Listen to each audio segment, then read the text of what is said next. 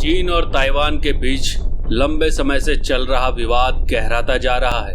अमेरिकी नेता Nancy Pelosi की ताइवान यात्रा ने दोनों देशों के बीच एक नए विवाद को जन्म दे दिया।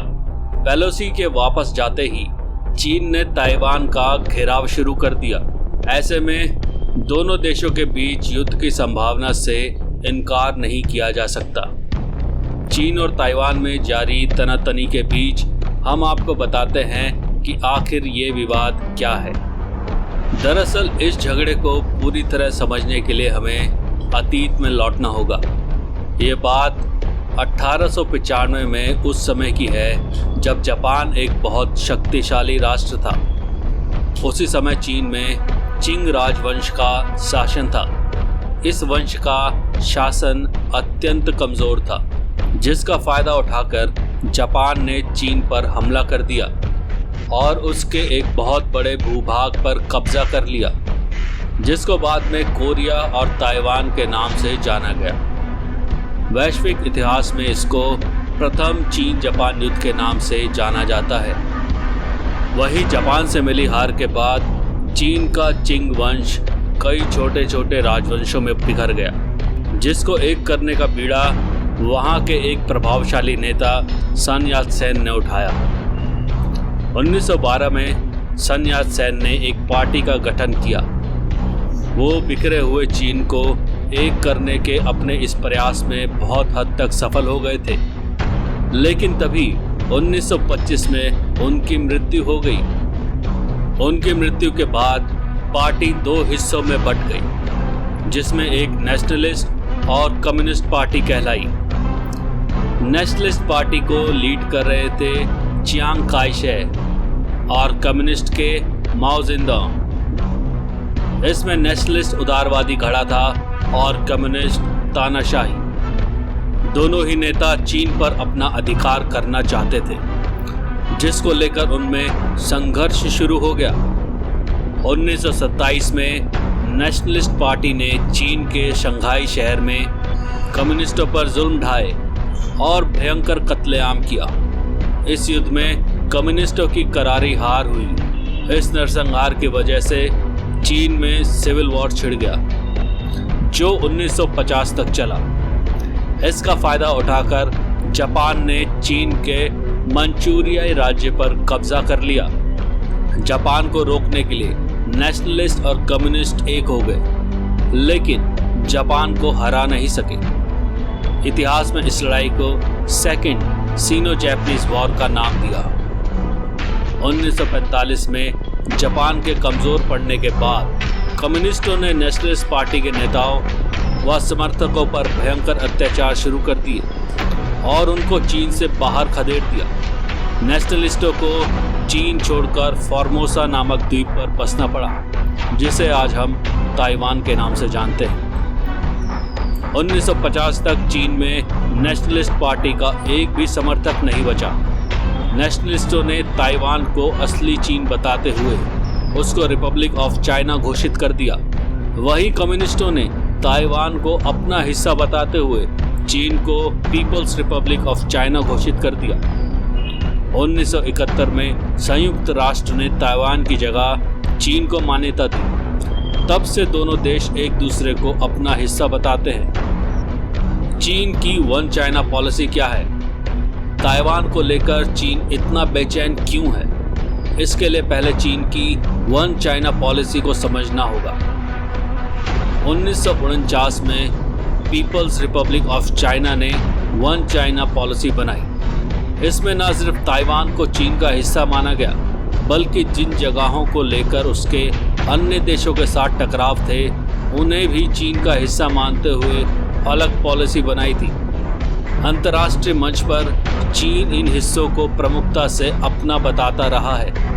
इस पॉलिसी के तहत मेनलैंड चीन और हांगकांग मकाऊ जैसे दो विशेष रूप से प्रशासित क्षेत्र भी आते हैं। अमेरिका समेत अन्य देश क्यों ताइवान को दे रहे प्रमुखता? ताइवान को बुद्धिजीवियों का देश भी कहा जाता है। वहाँ की आबादी भले ही कम हो, लेकिन तकनीक के मामले में वो दुनिया में नंबर 1 पर है। ताइवान दुनिया में चिप बनाने के मामले में पहले नंबर पर है। ये देश लैपटॉप से लेकर महंगे फोन और घड़ियों का उत्पादन करता है। ताइवान की कंपनी दुनिया की बड़ी चिप निर्माता कंपनी में से एक है। दुनिया में चिप निर्माण के मामले में ये कंपनी अकेले ही आधे से ज्यादा का उत्पादन करती है। इस तरह से कहें तो इलेक्ट्रिकल वाहनों से लेकर फोन, लैपटॉप और जहाज से लेकर सैटेलाइट तक में इस्तेमाल होने वाले चिप के लिए पूरी दुनिया ताइवान पर निर्भर करती है। ताइवान क्या अपनी सुरक्षा खुद कर सकता है? चीन सैन्य तरीके के अलावा भी कदम उठाकर ताइवान का फिर से एकीकरण कर सकता है। ऐसा दोनों देशों के आर्थिक संबंधों को मजबूत बनाकर हो सकता है, लेकिन दोनों देशों में यदि लड़ाई हुई तो ताइवान की सैन्य ताकत चीन के सामने बौनी साबित होगी। चीन का अपनी सेना पर सालाना खर्च दुनिया में अमेरिका को छोड़कर सबसे ज्यादा है। उसकी सैन्य ताकत काफी विविध और विशाल है। चाहे मिसाइल टेक्नोलॉजी को देखें या नौसेना या वायुसेना को, साइबर हमले करने में भी चीन का मुकाबला करना कुछ ही देशों के बूते की बात है। सैन्य ताकत में चीन का कोई मुकाबला नहीं। International institute of strategic studies के मुताबिक चीन के पास हर तरह के सैनिकों को मिला ले तो वहां 20.35 लाख सक्रिय सैनिक हैं। वहीं ताइवान में केवल 1.63 लाख सक्रिय सैनिक हैं। इस तरह चीन की ताकत इस मामले में ताइवान से करीब 12 गुना ज्यादा है। बात यदि थल सेना की करें तो चीन में 9.65 लाख थल सैनिक हैं, जबकि ताइवान में 11 गुना कम, केवल 88,000। वहीं नौसेना में चीन के पास 2.6 लाख सैनिक हैं और ताइवान में केवल 40,000। चीन की वायुसेना में करीब 4 लाख लोग हैं, लेकिन ताइवान में केवल 35,000। इन सब के अलावा चीन के पास और 4.15 लाख दूसरे सैनिक भी हैं। वहीं ताइवान के साथ ऐसा नहीं है। पश्चिम के कई जानकारों का अनुमान है कि दोनों देशों के बीच यदि आमने सामने की भिड़ंत हुई तो ताइवान बहुत कोशिश करके चीन के हमले को थोड़ा धीमा कर सकता है।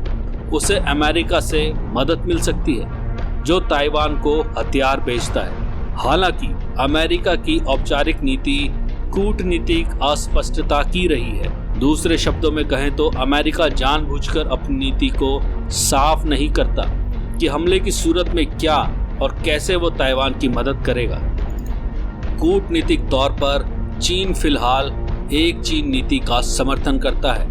इसका मतलब ये हुआ कि अमेरिका की आधिकारिक लाइन है कि बीजिंग सरकार ही असली चीन की प्रतिनिधि है। उसका औपचारिक संबंध ताइवान की बजाय चीन के साथ है। क्या हालात खराब होते जा रहे हैं? 2021 में चीन ने ताइवान के वायु रक्षा क्षेत्र में अपने लड़ाकू विमान भेजकर उस पर दबाव बनाता हुआ दिखा। किसी देश का वायु रक्षा क्षेत्र वो इलाका होता है जहां देश की रक्षा के लिए विदेशी विमानों को पहचान कर उन पर निगरानी और नियंत्रण रखा जाता है। ताइवान ने 2020 में विमानों की घुसपैठ के आंकड़े सार्वजनिक किए। वैसे इस तरह की घुसपैठ में तेजी पिछले साल के अक्टूबर में आई। अक्टूबर 2021 में एक ही दिन में चीन के 56 विमानों को ताइवान इलाके में दाखिल होने की सूचना मिली। क्या ताइवान के लोग चिंतित हैं? चीन और ताइवान के बीच के तनाव के बढ़ जाने के बावजूद हाल के रिसर्च बताते हैं कि इसका ज्यादा असर वहां के लोगों पर नहीं पड़ा है। अक्टूबर में ताइवान पब्लिक ओपिनियन फाउंडेशन ने लोगों से पूछा कि क्या वो सोचते हैं कि चीन के साथ युद्ध होकर ही रहेगा। ताइवान के करीब 64% लोग ने इसका जवाब ना में दिया। वहीं एक दूसरे रिसर्च से पता चलता है कि ताइवान के ज्यादातर लोग खुद को चीनी लोगों से अलग मानते हैं।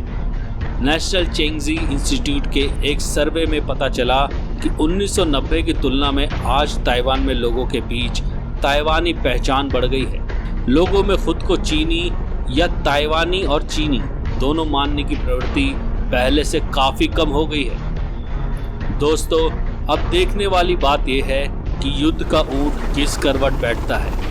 एक तरफ हम यूक्रेन और रूस का युद्ध देख रहे हैं और अगर चीन और ताइवान का युद्ध भी शुरू हुआ तो तीसरा वर्ल्ड वॉर निश्चित है।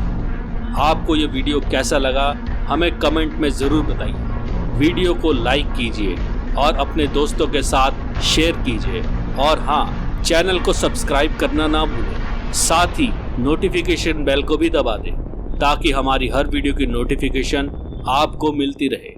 आखिर तक वीडियो देखने के लिए आपका दिल से धन्यवाद।